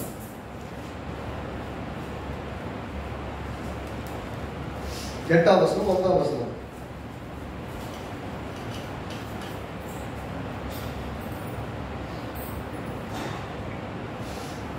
ரெண்டு ராஜாக்கள் 4:8-9 பக்கம் 469 பழைய ஏற்பாட்டில். பின்பு ஒரு நாள் எலிசா சுனேமுக்கு போயிருக்கும் போது அங்கே இருந்த கனம் புரிஞ்ச ஒரு ஸ்திரீ அவனை போதனை பண்ண மருந்து கேட்டுக்கொண்டான். அப்படி அவன் பயணப்பட்டு வருகிற போதெல்லாம் போதனை பண்ணும்படி அங்கே வந்து தங்குவான். அவன் தன் புருஷனை நோக்கி, இதோ நம்மிடத்தில் எப்போதும் வந்து போகிற தேவனுடைய மனுஷனாக இவர் பரிசுத்தவான் என்று காண்கிறார். எதை வச்சு காமிச்சாங்க? எதை வச்சு அவர் பரிசுத்தவான் அப்படின்னு சொன்னாங்க அப்படின்னு பார்த்தாங்கன்னா, அவர் வரும்போது சரி, போகும்போது அவர் நடக்கையை பார்க்கிறார். ஹவு ஹி ரியாக்ட்ஸ், எப்படி அவர் ஒன்று சொல்றாரு, எப்படி நடக்கிறார், என்ன மாதிரி நடந்துக்கிறார். ஒரு லேடி தான் இன்வைட் பண்ணிக்கிறாங்க, லேடி தான் கூப்பிட்டு வீட்டுக்கு போயிருக்காங்க. ஆனா அங்க போயிருக்கும் போது அங்கெல்லாம் எப்படி நடக்கிறான்னு பாக்குறாங்க. பார்க்கும்போது அவர் பார்த்து சொல்றாங்க இவர் பரிசுத்தவான் இருக்காங்க. அப்படின்னா நம்முடைய நடக்கை தான் நம்ம பரிசுத்தம் உள்ளவர்களா இல்லையா என்பதை காட்டும். அதனாலதான் நிறைய பேர் என்ன சொல்லிடுறாங்க, நீ பரிசுத்தமா நடக்கலனாலே நீ பரிசுத்தமான இல்லை அப்படின்னு சொல்லிடுறதுக்கு காரணம் என்னன்னா, அவங்க பரிசுத்தமான இருக்கிறாங்கிறத அங்கீகரிக்கணும். பரிசுத்தமா இருக்கிறவர்கள், பரிசுத்தமாக்கப்பட்டவர்கள், பிரித்தெடுக்கப்பட்டவர்கள், ஆவியினால் நிரப்பப்பட்டவர்கள் பரிசுத்தமாயும் நடக்க வேண்டும். அந்த பரிசுத்தமான நடக்கை வரலைங்கிறதுனால பரிசுத்தம் இல்லாம போயிட்டாங்கன்னு கிடையாது. அவங்களை மீண்டும் தேவன் சரிப்படுத்த முடியும், பரிசுத்தவர்களாக வாழ முடியும், பரிசுத்த நோக்கத்திற்காக ஒவ்வொரு நாளும் முன்னேறி செல்லவும் முடியும். 1 ராஜாக்கள் 7வது அதிகாரம் 24வது வசனத்துல நீ தேவனுடைய மனுஷன் அப்படின்னு சொல்றாரு. 1 ராஜாக்கள் 17:24 நீ தேவனுடைய மனுஷன் அப்படின்னா அர்த்தம் நீ கடவுளுடைய மனுஷன். அப்படி எப்படி சொல்றாங்க? அவர் கடவுளை போலவே நடப்பதுனால், கடவுளுடைய தன்மை வெளிப்படுத்துவதனால், நீ தேவனுடைய மனுஷன் போலவே வாழ்றதுனாலதான் அவர் கடவுளுடைய மனுஷன் சொல்றாங்க. ரோமர் எழுதின நிருபம் 8வது அதிகாரம் 13ஆம் வசனத்தை பார்ப்போம். ரோமர் எழுதின நிருபம் 8வது அதிகாரம் 13ஆம் வசனம் இப்படியாக சொல்கிறது, மாம்சத்தின்படி பிழைத்தால் சாவீர்கள், ஆவியினாலே சரீரத்தின் செய்கைகளை இணைத்தால் பிழைப்பீர்கள். அப்ப சரீரம் தான் நம்மை தேவனுடைய நோக்கத்திற்காக வாழ முடியாதபடிக்கு, பரிசுத்தமான வாழ்க்கையை வாழ முடியாதபடிக்கு நம்மை தடுக்கிறது. அதிலிருந்து நம்ம வெற்றியா வாழணும்னா இந்த பரிசுத்த நடக்கையை சீர்கேடு பண்ணுகிற அல்லது நடக்காமல் தடுக்கிற இந்த சரீரத்தின் செய்கைகளை ஆவியினாலே அழிக்க வேண்டும். அப்படின்னா ஆவியானவர் நமக்குள் இருக்கிறாரு, ஆவியானவர் பலன் தர்றாரு, நம்மளால் பரிசுத்தமுள்ள ஒரு வாழ்க்கையை வாழ முடியும். அது சொன்னா இல்லையா, எது பரிசுத்தமுள்ள வாழ்க்கை இல்லைன்னு சொல்லும் போது, எது பரிசுத்தம் இல்லைன்னு சொல்லும் போது சுய முயற்சி நான் நினைச்சா அப்படி பண்ணிருக்கேன் அப்படிலாம் கிடையாது. நீங்க நினைச்சாலும் பண்ண முடியாது, தலையெல்லாம் நான் பண்ண முடியாது. ஆவியானவர் உதவி இல்லாமல் உங்களால் பரிசுத்தமான ஒரு வாழ்க்கை வாழ முடியாது. ஆவியானவரும் உதவி செய்யும். எல்லாம் சொல்லுங்க, ஆவியானவரும் உதவி செய்யும். ஆவியானுடைய பலன் இல்லாமல் உங்களால் வெற்றியாக நடக்க முடியாது, வெற்றியை செய்ய முடியாது, ஒன்றையும் நாங்கள் சாதிக்கவே முடியாது. அதனால தான் பார்த்தீங்கன்னா மத்திய 5ஆம் அதிகாரத்தில் 27, 28, 29, 30 வசனங்கள்ல பார்த்தீங்கன்னா எதெல்லாம் உனக்கு டிஸ்டர்பா இருக்குதோ அதெல்லாம் நீ தரித்து போடுகிற. கண்ணு டிஸ்டர்பா இருக்கா, கண்ணை பிடிக்கிற. கையை டிஸ்டர்பா இருக்கா, கையை வெட்டி. நீ யோசிச்சு பாருங்களேன், கையை வெட்டி கண்ணை நோண்டி எல்லாம் பண்ணிட்டு வச்சுக்கோங்களேன். கண் இருக்காது, கை இருக்காது, கால் இருக்காது, எல்லாம் இருக்காது. ஆனா எண்ணம் பிரச்சனை என்ன? மொத்த சரீரத்தை இயக்குவதே எண்ணங்கள் தான். நான் ரோமர் 12ஆம் அதிகாரத்தில் சொல்றது, கிறிஸ்துவுக்குள் எந்த எண்ணங்களையும் கிறிஸ்து இயேசுவுக்கு கீழ்ப்படிய சிறைப்படுத்துகிறோம். நீங்கள் மனம் புதிதாகிறதுனால தான் மறுரூபமாக முடியும். நீங்கள் தேவனுக்காக வாழணும்னா எண்ணங்கள் புதிதாகாம ஒரு வெற்றியான வாழ்க்கை வாழ முடியாது. நம்ம எண்ணங்கள் தான் போக்குறோம். எப்பயுமே நம்ம அங்கதான் நம்ம டிஸ்டர்ப் ஆகிறோம், அங்கதான் நமக்கு பாதிப்பு வருது. அப்படின்னா சொல்லுவாங்க, மனம் இருந்தால் மார்க்கம் உண்டு. கேள்விப்பட்டிருக்கீங்களா? மனசு இருந்தா அப்படி நான் மனசு வச்சா நான் செஞ்சிருவேங்க அப்படின்னு சொல்றாங்கன்னா என்ன அர்த்தம்? மனசு வைக்க அதனால செய்ய முடியல. அவர் சொல்ற மனசு இருக்குது, ஆனா என்னால முடியல. உலகத்தை சொல்ற மனம் இருந்தால் மார்க்கம் உண்டு கிடையாது. மனசு இருக்கு எனக்கு கர்த்தருக்காக வாழணும்னு, ஆனா என்னால வாழ முடியலன்னு ரோமர்கள் 7ஆம் அதிகாரத்தை சொல்றாங்க. கர்த்தருடைய வசனத்தின்படி வாழணும் ரொம்ப ஆசை, ஆனா என்னால முடியல. உள்ளான மனுஷன் படி வார்த்தை மேல ரொம்ப ஆசையா இருக்கிறேன், ஆனா வாழ்க்கையில் வரும்போது என்னால வாழ முடியல. நான் 2 பக்கமும் சிக்கி படாத பாடுபடுறேன். நிர்பந்தமான மனுஷன் தான். I have been forced to do something which I don't want to do it. நான் செய்ய விரும்பாத ஒன்றை செய்யும்படி நான் நிர்பந்திக்கப்படுகிறேன். அப்படின்னா எத்தனை பேர் சொல்ல முடியும்? உண்மை சொல்றோம்னா எல்லாருமே சொல்லணும். எல்லாருமே ஒரு விதத்தில் ஒரு சில காரியத்தை செய்ய வேணாம், கடவுளுக்கு பிரியல, செய்யக்கூடாதுன்னு நினைப்போம். ஆனால் நான் நிர்பந்திக்கப்படுகிறேன். forcefully we are forced to do something. அப்படின்னா கைகளை கால்களை எல்லாத்தையும் இயக்குவது எண்ணங்கள். எண்ணங்கள் சீர்பட்டால் தான் வாழ்க்கை சேர்ந்து. எந்த எண்ணங்களை கிறிஸ்து இயேசுவுக்கு கீழ்ப்படிய சிறைப்படுத்தினால் மட்டும்தான் வெற்றியை வாழணும். ரட்சிக்கப்படும் முன் நாம் செய்வது தவறு என்று நம் மனசாட்சி சொல்லுவோம். ரட்சிக்கப்பட்ட பின்பு ஆவியானவர் நம்மை நடத்துவோம். ரட்சிக்கப்பட்ட மனசாட்சி சொல்லுவாங்க, செய்யறது உனக்கு நியாயமா அப்படின்னு உள்ள கேட்கும். மனசாட்சி வாதிக்கும் போது நம்ம சரி சொன்ன சரி வேண்டாம் அப்படின்னு விட்டுருப்போம்.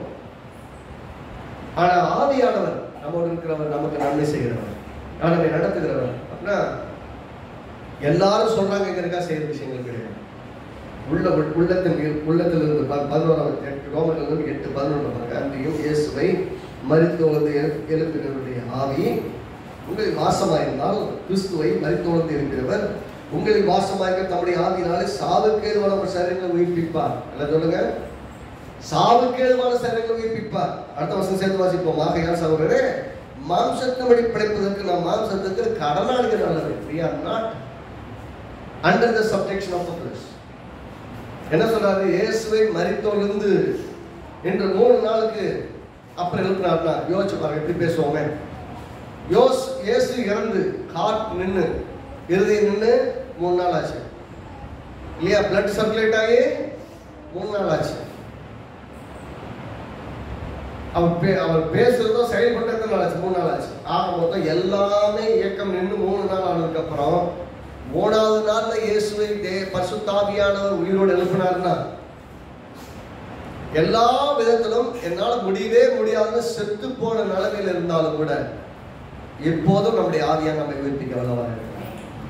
Whatsoever the situation we are in, the Spirit of God can revive us again to make us to live alive and walk with God and live for God and to be the sanctified people. பரிசுத்தமாக்கப்பட்டவர்களாக தேவனுக்காக வாழ, தேவனோடு நடக்க, தேவனுடைய சித்தத்தை எல்லாம் செய்ய நம்மை வாழ வைக்க அவரால் கூடும். அப்படின்னா பரிசுத்த ஆவியானவர் இயேசு 3 நாள் கழிச்சு எழுப்ப முடியும்.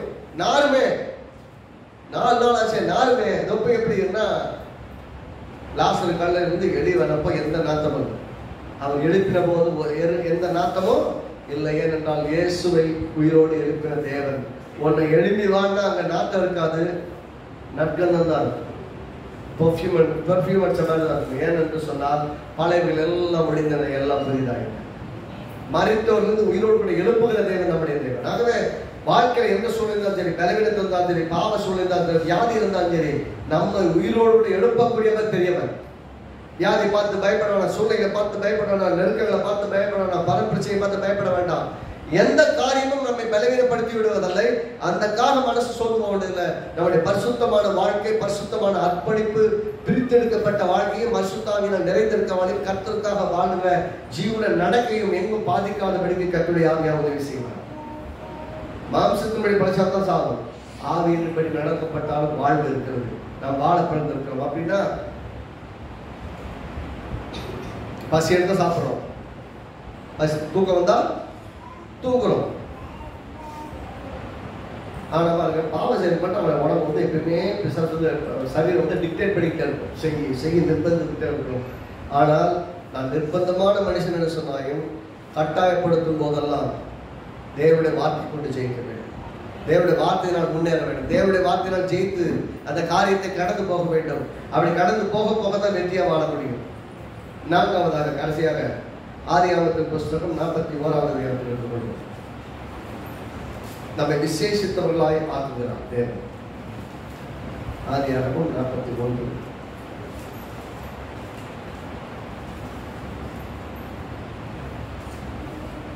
38வது வசனம். அப்பொழுது பார்வோன் தன் கூடைக்காரன் நோக்கி, தேவ ஆவியை பெற்ற இந்த மனுஷனை போல் வேறு உண்டோ என்றார். பின்பு பார்வோன் யோசேப்பை நோக்கி, தேவன் இது எல்லாவற்றையும் உனக்கு வெளிப்படுத்தியிருக்கிறபடியால் உன்னை போல விவேகமும் ஞானம் உள்ளவன் வேறு ஒருவனும் இல்லை. நீ என் அரண்மனைக்கு அதிகாரியாக இருப்பாய். உன் வாக்கின்படியே என் ஜனங்கள் எல்லாரும் அடங்கி நடப்பார்கள். சிங்காசனத்தில் மாத்திரம் உன்னிலும் நான் பெரியவனாக இருப்பேன் என்றான். பின்னும் பார்வோன் யோசேப்பை நோக்கி, பார், எகிப்து தேசம் முழுவதைக்கும் உன்னை அதிகாரியாக்கினேன் என்று சொல்லி பார்வோன் தன் கையில் போட்டிருந்த தன் முத்திரை மோதிரத்தை கழட்டி அதை யோசேப்பின் கையில் போட்டு மெல்லிய வஸ்திரத்தை அவனுக்கு உடுத்தி பொன் சரப்பணி அவன் கழுத்தை தரித்து தம்முடைய 2வது ரதத்தின் மேல் அவனை ஏற்றி தண்டனிட்டு பணிகள் என்று அவனுக்கு முன்பாக கூறுவித்து எகிப்து தேசம் முழுமைக்கும் அவனை அதிகாரியாக்கினார். பின்னும் பார்வோன் யோசேப்பை நோக்கி, நான் பார்வோன், ஆனாலும் எகிப்து தேசத்தில் உள்ளவர்களிலும் ஒருவனும் உன் உத்தரவில்லாமல் தன் கையையாவது தன் காலையாவது அசைக்க கூடாது என்றார். ஏற்கனவே வசந்த வாச்சன்னா, ஆவியை பெற்ற இந்த மனிதன் எல்லா சூழ்நிலையும் பரிசுத்தமான நடக்கையை காத்து கொண்ட மனுஷன். எப்படி தேவன் வந்து இவனை பிரித்தெடுக்கிறாரு, ஆவியை வேறு பிரிக்கிறாரு. ஆனா பாவத்தில் குற்றம் சாட்டப்படுகிறான், ஜெயிலுக்கும் போறான், ஜெயிலும் இருக்கிறான். ஆனால் கர்த்தர் பார்த்தீங்கன்னா இந்த மனுஷன் எடுத்து ரொம்ப விசேஷமான மனுஷனை பார்க்கிறார். நீங்கள் ஆவியில் நிரப்பப்பட்டிருந்தால், பரிசுத்தமான வாழ்வை நீங்கள் பற்றி கொண்டிருந்தால், நல்ல அவன் எஜமான அம்மாவை அவன் வந்து சாட்டிஸ்ஃபை பண்ணிட்டு வாழ்ந்துருந்தான்னா பார்வோன் வீட்டிலே, அந்த போத்திபார் வீட்டிலே நல்ல ஆளாக இருந்திருக்கலாம், நல்லா வாழ்ந்திருக்கலாம், அந்த அம்மா நல்லா பார்த்துட்டு இருக்கோம், நல்லா இருந்திருக்கும். ஆனால் அவன் தன் பரிசுத்தமான நடக்கையை காத்து கொண்டபடியால் என்ன நடந்தது? அவன் விசேஷித்தமானவனாக உயர்ந்த ஸ்தானத்திலே ஆசீர்வாதமானவனாக தேவன் வைத்தான். எப்படி சொல்லுங்க பார்த்தீங்கன்னா, தேவனுடைய ஆவியை பெற்று இந்த மனுஷனை போல வேறொரு உண்டோ அப்படின்னா, உங்களுடைய ஆவியானவர் உங்களுக்குள்ள இருக்கிறாருங்கிறத மக்கள் பார்க்க ஆரம்பிச்சுட்டா, உங்கள் வாழ்க்கையின் செயல்களை பார்க்க ஆரம்பிச்சுட்டா, உங்களை தேடி வருவார்கள். உங்களுடைய வாழ்க்கை மாறிடும். தேவன் மொத்தமா டிரான்ஸ்ஃபார்ம் பண்ணிடுவார். அப்படின்னா நம்மை விசேஷத்துவர்களாக மாற்றுவது ஆவியானவரும் அவர் மூலமாய் நமக்கு கொடுக்கப்படும் கிருபையும் வராங்க. அப்படி ஆவியானவர் தான் சும்மா வர்றது கிடையாது, அவர் வெறுமையா வந்து போறது கிடையாது. ஆவிக்குரிய சகல வரங்களை உள்ளடக்கிறவங்க நமக்குள்ள வந்து வாசம் பண்றாங்க. அப்படின்னா நம் மூலமாக இங்க யாருக்கு தெரியும், இங்க எத்தனை பேர் தீர்க்கதரிசிகள் இருக்காங்க, எத்தனை பேர் அற்புதங்களை செய்யல வரவுள்ளவங்களா இருக்கிறாங்க, எத்தனை பேர் வெளிப்பாடுகளை பெறுகிறவங்களா இருக்கிறாங்க, எத்தனை பேர் சுகமளிக்க வல்லமையுள்ளவங்களா இருக்காங்க, யாருக்கு தெரியும்? என்ன பயன்படுத்தல, அது வெளியே போய் வெளியே செயல்படும்படியா செய்யலாம், அதனால தெரியல. பாருங்க, ஒரு மனிதனுக்கு தேவ ஆவியினாலே நடக்க போன காரியங்களை தேவன் வெளிப்படுத்துகிறார். அவன் சொப்பனங்களை கண்டுபிடிக்கக்கூடியவனா இருக்கிறான். ஆகவே பாருங்க, கர்த்தருடைய ஆவியானவர் அவனை வேற லெவலுக்கு கொண்டு வச்சிருக்கிறார். விசேஷத்தமாக அந்த தேசத்துல ஜெயில கலந்தவனை தூக்கி கொண்டு போய் அந்த தேசத்துக்குள்ள வரும்போது குடியிலிருந்து தூக்கி அடிமையாய் வந்தவன் கர்த்தர் அவனை விசேஷத்தவனாக்கி எப்படி ஆக்கிறான்னா, ராஜாவுக்கு அடுத்த ஸ்தானத்தை கொண்டு வைக்கிறார். நான் நீங்க சொல்றேன், நீங்க எந்த நிலைமையில் இருந்தாலும் சரி, ஒரு பரிசுத்தமான வாழ்க்கை, தேவனோடு நடக்கக்கூடிய வாழ்க்கை, பிரித்தெடுக்கப்பட்ட அந்த வாழ்க்கை, ஆவியானவரின் நிறைவோடு கூட நடக்கப்படும் வாழ்க்கை, உங்கள் ஒவ்வொரு அடிகளும் கர்த்தருடைய பரிசுத்த ஆவியானவரால் நடத்தப்படுறதா இருந்தா, நான் சொல்றேன், நீங்கள் கீழே இருக்க மாட்டீங்க, மேல இருப்பீங்க. வாழா இருக்க மாட்டீங்க, தலையா தான் இருப்பீங்க. நீங்கள் தேவனுடைய ஜனங்களுக்கு, உலகத்தின் மற்ற எல்லாருக்குமே, உங்கள் குடும்பத்தில் உங்கள் உறவுகள் சுற்றி இருக்கிற இடத்துல, வேலை செய்ய எல்லா இடத்துலையும் நீங்க மேலதான் இருப்பீங்க, கீழே இருக்க மாட்டீங்க. நீங்க சொல்ற தேவன் நம்மளை விசேஷித்தவனாய் மாற்றினார். அவனை எதனால? தேவ ஆவியை பெற்றவன். எல்லா செயலிலும் கரெக்டா இருந்ததுனால தேவ ஆவியை பெற்ற அவனை தூக்கிட்டு கொண்டு போய் உத்தர மோதிரத்தை போட்டு, வஸ்திரம் தரித்து, பெரிய நகையை மாட்டி, வாகனத்தை ஏற்றி, எல்லாரும் மனுஷ காலில் விழுந்து பணிந்து கொள்ளணும். எப்படி? ராஜாவுக்கு கிடைக்கக்கூடிய அத்தனை மரியாதையும் எல்லாத்தையும் விட கொடுக்கணும். ஏனென்றால் அவன் ராஜாவுக்கு அடுத்த ஸ்தானத்தில் வைக்கப்பட்டான். நான் சொல்றேன், நீங்கள் கர்த்தருக்காக உத்தமமாய் நடக்க ஆரம்பிக்கும் போது உங்கள் வாழ்க்கை எல்லாருக்கும் மேன்மையா இருக்க மட்டும் கிடையாது, எல்லாரும் உங்களை பார்க்கும்போது பிரமிப்பார்கள். பிரமிப்படையும்படிக்கு ஒரு வாழ்க்கை வாழ முடியும். உயர்ந்த ஸ்தானங்களை கர்த்தர் உங்களை வைப்பார்.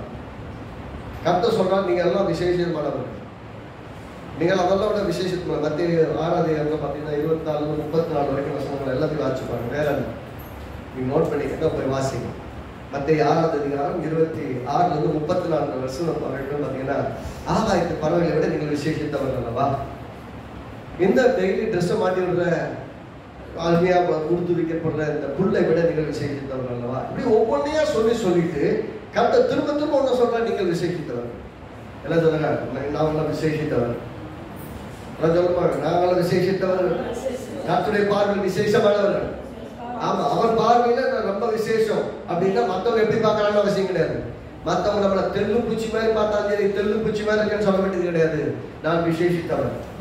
கர்த்தருடைய ஆவியை பெற்றதான நீங்கள் தான் இந்த உலகத்திற்கே ஒளியா இருக்கிறீர்கள். அதனாலதான் கர்த்தர் சொன்னாரு, நீங்கள் உலகத்திற்கு ஒளியா இருக்கிறீர்கள், பூமிக்கு உப்பா இருக்க. You have to bring the change. நீங்க தான் சேஞ்சஸை கொண்டு வரணும்.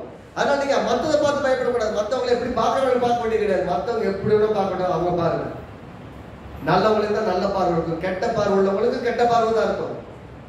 கெட்ட பார்வை பற்றி நம்ம கவலைப்பட வேண்டியது. நம்முடைய இருதயம் நம்மை குற்றவாளி இருந்திருக்காது இருந்தால் தேவனுக்கு உத்தமமாய் தைரியம் தைரியம் வைப்போம். யார் நம்மளை பத்தி என்ன சொன்னாங்க, நமக்கு என்ன சொன்னாரு, நீங்க விசேஷித்தவர்கள் அப்படின்னு சொல்றாரு. அப்படின்னா மற்றவங்களை உங்களை விசேஷமா பார்க்க வேணாம். என்னை யாருமே முக்கியத்துவம் கொடுக்கல, கவலையே படாதீங்க. யார் உங்களை முக்கியத்துவப்படுத்தினாலும் படுத்தாவிட்டாலும், யார் உங்களை கனப்படுத்தினாலும் கனப்படுத்தாவிட்டாலும் தேவன் கனப்படுத்தி இருக்கிறார். அவர் ஆவியால் முத்திரித்திருக்கிறார். நீங்கள் ஏற்றுக்கொண்ட நாளிலே இயேசு கிறிஸ்துவுக்குள் உங்களை ஒன்றாக இணைத்திருக்கிறார். தேவ சமூகத்தில் தைரியமாய் உங்களால் போக முடியும், இன்னைக்கு போக முடியும். அப்படிங்கும் போது நீங்கள் பரிசுத்தமே இல்லாவிட்டால் பரலோக பிதாவிட்டால் போகவே முடியாது. அப்ப போக முடியுதுன்னு அர்த்தம், நீங்கள் பரிசுத்தமாக இருக்கிறபடியால் தான் தேவனுடைய பிரசனத்துக்குள்ள போகவே முடியுது. நான் சொல்றது புரியுது? பரிசுத்தம் இல்லாமல் ஒருவரும் பிதாட்ட போக முடியாது. அப்படின்னா நீங்கள் ஒவ்வொருவருமே எங்கள் பிதாவை இயேசுவின் நாமத்தில் வர்றேன்னு சொல்லும் போது எப்படி போறீங்க? இயேசு கிறிஸ்துவை பற்றி விசுவாசத்தினால் உண்டாகும் பரிசுத்தத்தினால் போறீங்க. நாட்கள் எப்படி வரணும்னா, நான் வர வர வர வர தெளிவடைந்து, புத்தி தெளிந்து, செயல்கள் தெளிவடைந்து, நடக்கைகள் தெளிவடைந்து உங்களை பார்க்கிறவங்க சொல்லணும், உங்களை மாதிரி ஆண்டவருக்காக வாழ்றாங்க இல்லைங்க. எல்லாரும் அப்படி சொல்றபடியான ஒரு வாழ்க்கைக்கு நேராக நான் முன்னேறி போக வேண்டும். அதுக்காக இன்னைக்கே இப்படி பண்ண முடியல, நான் அப்படி இல்லை என்னன்னு சொல்லிட்டு நாமே வருத்திக் கொள்ளவோ, நாமே குற்றவாளிகளை யோசிக்கவோ, நான் தகுதி இல்லாதவர் என்று முடிவு செய்யவோ கூடாது. நம்மை தகுதிப்படுத்துகிறவர் கர்த்தர். ஆமென். அதனால வேதம் சொல்றது, நான் பரிசுத்தராக நீங்கள் பரிசுத்தராயிருங்கள் அப்படி மட்டும் சொல்ல முடியல, நான் உங்களை பரிசுத்தமாக்குற கர்த்தர். எல்லாரும் கர்த்தர் தான் பரிசுத்தமாக்குறேன் அப்படின்னா, நான் சுய முயற்சி தப்பு கிடையாது. ஆனா சுய முயற்சி கொண்டு போதவன் எவ்வளவோ நீங்க முயற்சி பண்ணுங்க. ராத்திரி மகன் உழுந்து புரண்டு பாருங்க, பெருசா சக்சஸ்ஃபுல் ஆக முடியாது. அதனால ஆவியானவருடைய உதவியோடு எண்ணங்களை சீர்படுத்தினால், சத்தியத்தின்படி உள்ள வசனத்தின்படி உள்ள எண்ணங்களை அலைன் பண்ண ஆரம்பிச்சிட்டீங்கன்னா, நான் சொல்ல உங்களை வெற்றியாக வாழ முடியும். You can be the conquerors in spite of all the odds in your life. உங்களோட வாழ்க்கையில எவ்வளவு பெரிய ஏற்ற இறக்கங்கள் இருந்தாலும் அதன் மத்தியிலேயும் ஒரு வெற்றியான வாழ்க்கை வாழ முடியும். வெற்றியாய் கர்த்தரோடு நடக்கப்படும். ஆமென். உங்களை தேவன் விசேஷத்தோடு மாற்றுவாராக. எல்லாருடைய பார்வைக்கு முன்பாய் கனப்படுத்தப்படும்படி, மேன்மைப்படுத்தும்படி தேவன் உதவி செய்வாராக. ஆமென். நீங்கள் யாவரும் ஆசீர்வதிக்கப்பட்டவர்கள். Stay blessed. கர்த்தர் உங்களை ஆசீர்வதித்திருக்கிறார். கர்த்தர் நல்லவர். எல்லாரும் தியானிகள் உள்ள மனமும் தெளிவடையட்டும்.